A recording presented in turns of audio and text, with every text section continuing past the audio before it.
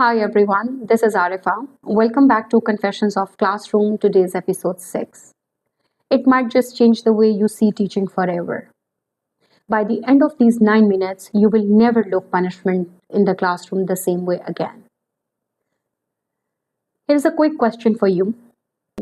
Do students behave because they respect you or they fear you? Write your answers in comment section and tell me which lasts forever, fear or curiosity. Before we dive in, don't forget to subscribe the S.H.E channel for more tips and tricks. Here is a quick game. You will see two frames on your screen. Shout the name of the movie when you recognize it and give me one word which captures the lesson. So let's start. Matilda, fear. Trunchbull, a headmistress, terrifying, punishing, shouting all the time. Students follow her rule, but they shrink inside.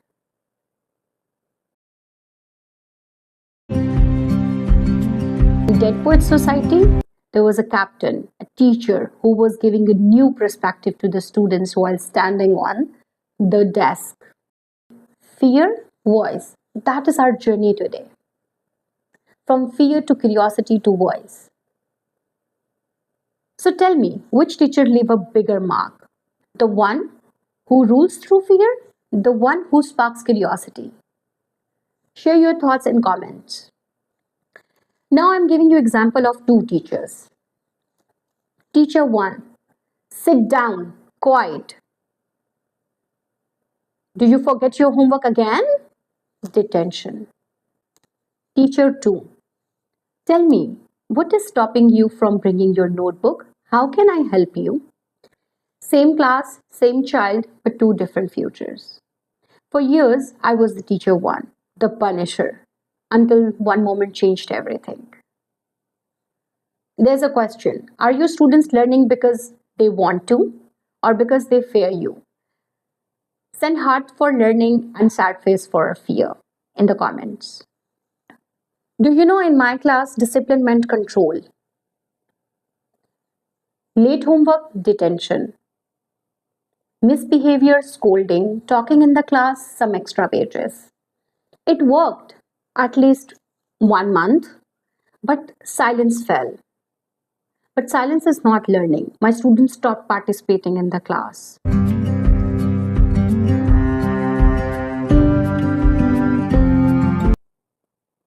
B.F. Skinner, a psychologist, proved decades ago punishment stops behavior temporarily, but it does not create the real learning.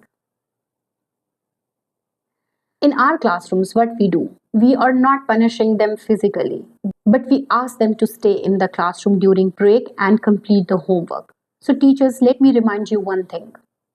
That is the only free time for the students in all 6 hours, where they can have their lunch, they can go out for a break. So do not punish them in that way. Help them to understand. Do you really think it will change their behavior? No, they won't work in break time as well. So my advice to the teachers is do not off their break. So imagine yourself. When your principal asks you to stay in the school for late hours, you respond like that. You don't feel like working in those hours. So same goes with the students. Do not off their breaks. So let me share a story of my student, a knight in my kingdom, Ali, a bright student. Suddenly he stopped answering my all the questions. Why? Because he didn't know. Not because he didn't know, because he thought mistakes is equal to pain. He was afraid of being wrong in front of the class and the teacher. So then I realized silence is not learning. You need to have control in the class. So there are 1,000 ways to control the class rather than punishing them.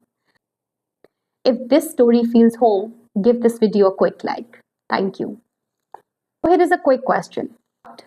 Have you ever stopped asking questions because you were afraid of being wrong? Thumbs up for yes, thumbs down for no. A girl, Fatma, she forgot her notebook at home. My instinct was detention, punishment. But instead, I asked, what happened? Why didn't you bring your notebook? She said, My parents cannot afford it, ma'am. So I brought some pages from my old notebook. That crushed me because I was about to punish the circumstances, not the disobedience.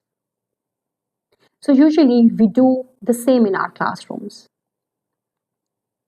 So that time I had a choice, build a walls of fears or a bridge of trust. So I chose bridges. So four shifts that changed my classroom. Number one, restorative conversation. It helps you to build understanding. I noticed what happened. Instead of asking, can you help me understand this? How can I fix this? Involve students into that conversation. This will change your classroom environment. Number two, choice and consequences. It will empower your students. Like do it now or do it later. Behavior as communication, read the message. Stress ball for fidgeting or a quiet space for anxiety. Because behavior is equal to message, not mischief. Celebrate efforts, not silence. If someone asks you a question, appreciate that students. Persuade them to ask more questions instead of scolding them not to say anything in the class. A scolding classroom, whenever we say, do you have any questions? Most of the time, our classroom is silent because they don't want to ask. Maybe maybe they're scared of asking question. So which of these shifts could you try in your classrooms tomorrow? Too many classrooms still default to fear, humiliation, detention, and suspension because that is easier for the teachers. But let me tell you, it's harder for the students. UNESCO reports this harsh discipline increases the dropouts, fear, and anxiety in students. Now think of Dead Poets Society, students on the desk. They were not saluting the fear. They were saluting the teacher who made them capable, seen, and gave another perspective of the life. It's time to ponder. If one lesson could make your students alive, what would it be? Think and write your thoughts in comments. Two teachers, one classroom, one child. Which teacher will you remember as? Comment below, I'll be reading your comments. And if you're ready to teach with curiosity, not fear, hit subscribe.